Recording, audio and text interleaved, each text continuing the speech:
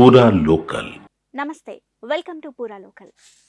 కాంగ్రెస్ గ్యారంటీల గురించి అడిగితే బీజేపీ నేతలు 10 ఏళ్లలో ఎన్ని హామీలు అమలు చేశారో చెప్పాలని, ఇచ్చిన హామీలను అమలు చేసి తమ గ్యారంటీలపై ప్రశ్నించాలని బీసీ సంక్షేమ రవాణా శాఖ మంత్రి పొన్నం ప్రభాకర్ అన్నారు. అధికారంలోకి వస్తే నల్లధనాన్ని బయటకు తీసుకొచ్చి ప్రతి వ్యక్తి బ్యాంకు ఖాతాల్లో 15 లక్షలు జమ చేస్తామని చెప్పి నరేంద్ర మోదీ ప్రభుత్వం మాట తప్పింది అని ఆయన విమర్శించారు. కేంద్ర ప్రభుత్వం విభజన హామీలను అమలు చేయకపోవడంపై మంత్రి పొన్నం కరీంనగర్ డీసీపీ ఆఫీసులో ఆదివారం నిరసన దీక్ష చేపట్టారు. ముందుగా బీఆర్ అంబేద్కర్ జయంతిని పురస్కరించుకొని ఆయన చిత్రపటానికి నివాళులర్పించారు. దేశ సంపదను అంబానీ, అదానికి దోచిపెడుతున్నది నిజం కాదా అని ఆయన ప్రశ్నించారు.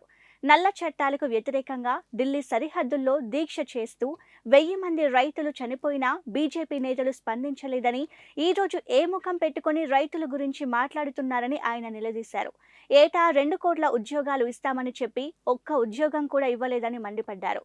కాంగ్రెస్ పార్టీ పంచవర్ష ప్రణాళికల ద్వారా పరిశ్రమలు తీసుకొస్తే ఆ పరిశ్రమలను ఈ రోజు అదానీ, అంబానీలకు ప్రధాని నరేంద్ర మోదీ దారాదత్తం చేసిందని మంత్రి పొన్నం విమర్శించారు.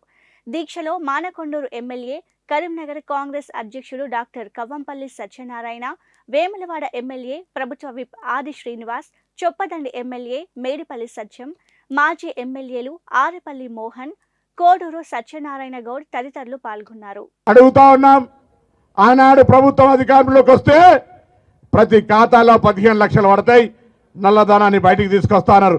ఎవరి ఖాతాలలో పడ్డాయా? ఈరోజు దేశంలో రైతులందరికీ పెన్షన్ ఇస్తా అన్నారు. ఎవరికైనా పెన్షన్ ఇస్తా ఉన్నారా?